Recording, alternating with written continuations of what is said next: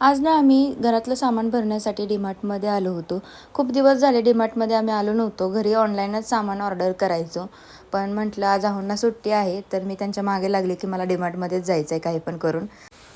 तर बाळाला बसवलं ट्रॉलीमध्ये आणि सगळ्या डीमार्टमध्ये फिरून मला घरात जे सामान लागते ते घेत होते मी.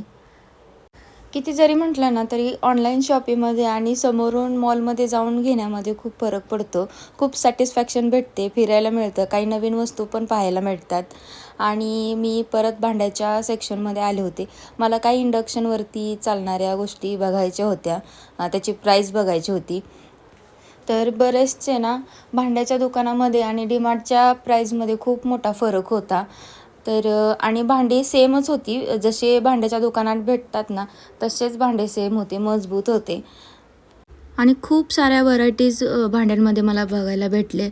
नॉनस्टिक भांड्यांमध्ये कढया खूप सुंदर सुंदर होत्या. लहानापासून मोठ्यांपर्यंत कढया होत्या. काही झाकणाच्या पण होत्या, काही बिना झाकणाच्या पण होत्या. तर मी सगळं बघून घेत होते, का तर मला ह्या वस्तू परत घ्यायच्या आहेत म्हणून. आणि हे स्टीलचं आहे. सेम कढई मी भांड्याच्या दुकानामध्ये विचारली तर त्याची प्राईस खूप जास्त होती आणि डीमार्टमध्ये त्याची प्राईस खूप कमी होती. आणि भांडं सेम तसंच जसं भांड्याच्या दुकानात भेटतं तसंच.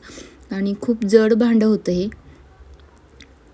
मला फक्त एकच डाऊट होता, दिसायला तर हे स्टीलच दिसते, पण घरी गेल्यानंतर इंडक्शनवरती चालेल का नाही याचं मला गॅरंटी नव्हती. म्हणून मी पहिल्यांदा सगळीकडून चेक करून घेत होते. आता काही जण म्हणतात की स्टीलच्या भांड्यावरती काही बनवलं की ते करपतं वगैरे. तर आणि मी खूपदा व्हिडिओमध्ये पण वगैरे बघितलेलं आहे. पण काही यूट्यूब चॅनलमध्ये स्टीलचे भांडेच यूज केलेले दाखवतात. सर्रास आता सगळे स्टीलचे भांडे यूज करत आहेत. म्हणून माझी पण इच्छा आहे की मी स्टीलचं एखादे तरी कढई वगैरे घ्यावी. आता हा चॉपिंग बोर्ड ना खूप छान भेटतो डीमार्टमध्ये. माझ्याकडे जो चॉपिंग बोर्ड आहे तो डीमार्टवालाच आहे. तो आज तागायत कधीच खराब झालेला नाही. मी त्याला खूप रफली यूज करते. अशा काही तांब्याच्या वाट्या पण डीमार्टमध्ये होत्या, पण प्लेट नव्हते. शेगडी पण खूप सुंदर होत्या. 3च्या 4च्या वाल्या शेगडी होत्या. भांड्याच्या सेक्शनमध्ये पूर्ण फिरलो आणि लागल ते सामान घेतलं आणि परत समोर निघालो. काही इलेक्ट्रिकच्या गोष्टी पण नवीन नवीन आल्या होत्या, बॅटरीज वगैरे, तर ते बघितलं. आता डीमार्टमधले कपडे ना एक नंबर टिकायला पण असतात. मी कधी कधी इथल्या गोष्टी पण घेते.